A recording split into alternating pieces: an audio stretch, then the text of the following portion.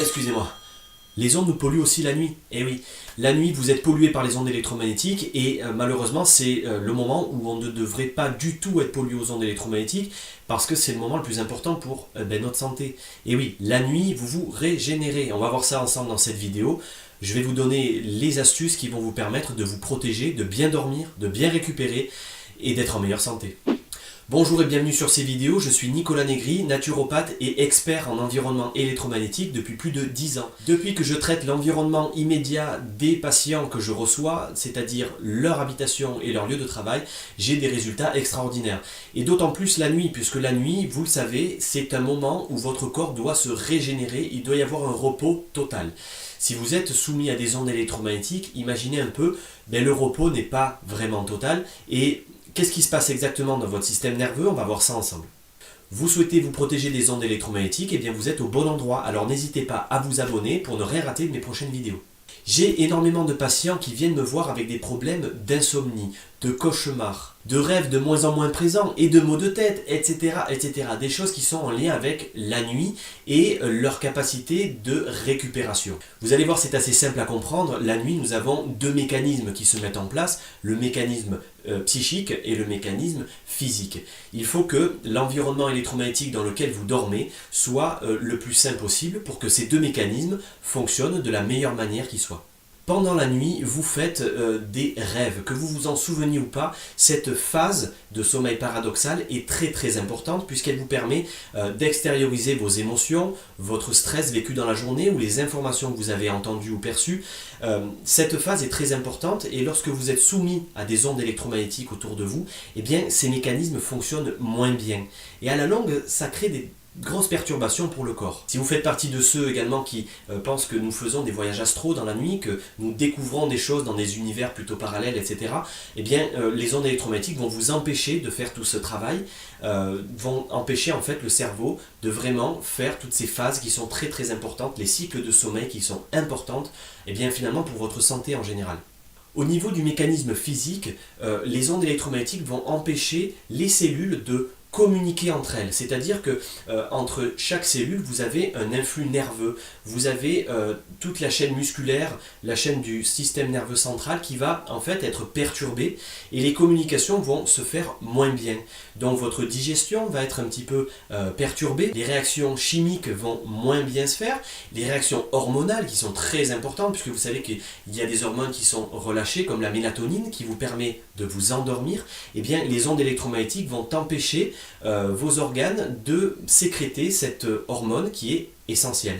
Donc vous comprenez bien que la nuit, si vous êtes soumis à des ondes électromagnétiques, et bien finalement votre corps va moins bien fonctionner. Vous allez dépenser de l'énergie pour faire fonctionner des choses qui sont naturelles, alors que cette énergie va être dépensée pour rien et va empêcher votre corps de se régénérer de la manière la plus optimale possible.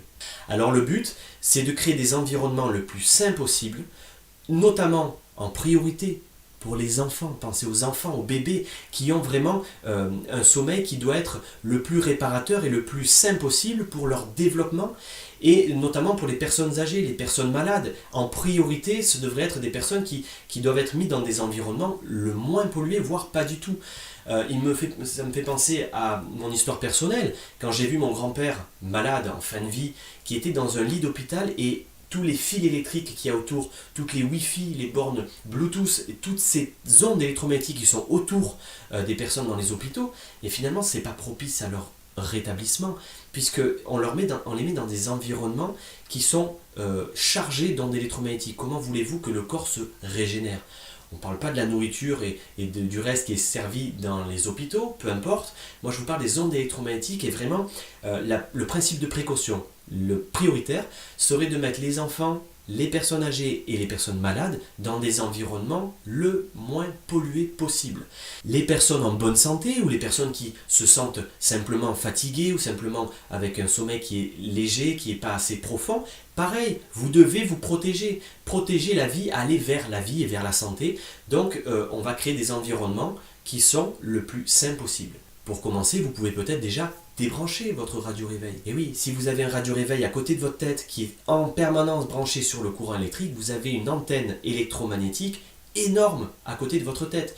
Ne chargez pas votre téléphone portable à côté de votre lit. Chargez-le dans la cuisine ou loin de votre lit. Prenez un réveil à pile. Les réveils à pile n'émettent pas de champ électromagnétique. Mettez votre téléphone portable loin de votre pièce et surtout en mode avion. Effectivement, si vous dormez avec votre téléphone qui capte en permanence, eh bien vous avez une antenne relais et Wi-Fi juste à côté de votre tête, alors que votre tête est censée faire tout ce travail dont on a parlé juste avant. Éteindre les lumières, ça c'est évident puisqu'on ne va pas dormir avec la lumière. Mais par contre, éteindre le disjoncteur sur le tableau électrique, ça semblerait être une bonne idée aussi, puisque vous allez empêcher les câbles qui sont dans les cloisons de votre chambre d'émettre en permanence alors que vous n'avez besoin d'aucune électricité la nuit, à part les chauffages. Mais ça, on va le voir plus en détail, car ça demande un petit peu plus de précision. Je suis en train de créer une formation que je vais vous offrir en fait, pour vous permettre de vous protéger à titre individuel, car chaque maison est différente. Vous êtes dans des maisons qui sont très très individuelles, et vous n'avez pas tous les mêmes appareils. Certaines personnes se chauffent à la cheminée par exemple, aucun problème, ça c'est plutôt un problème d'air, qu'il faut faire attention s'il n'y a pas de dioxyde de carbone, etc. Mais les personnes qui dorment avec le chauffage électrique ou avec les climatisations, avec les clims réversibles qu'on appelle, là il va falloir s'adapter à chaque fois, puisque ça ne va pas être la même protection dans chaque cas. Donc n'hésitez pas à suivre le petit lien qui est en dessous, qui vous envoie sur mon site internet et sur la formation gratuite que je vous offre, qui vont vous permettre d'adapter cette protection dans chaque cas particulier.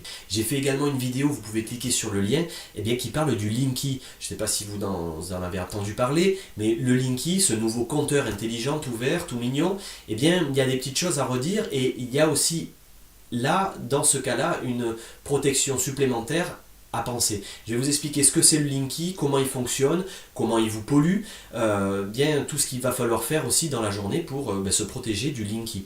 Je vous souhaite à tous de vivre en bonne santé et heureux. À bientôt.